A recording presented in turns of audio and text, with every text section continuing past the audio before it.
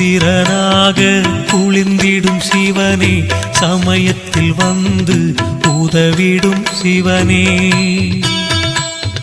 சபரிநாதனை தந்தவன் சிவனே, அண்ணாமலையில் அருளும் சிவனே.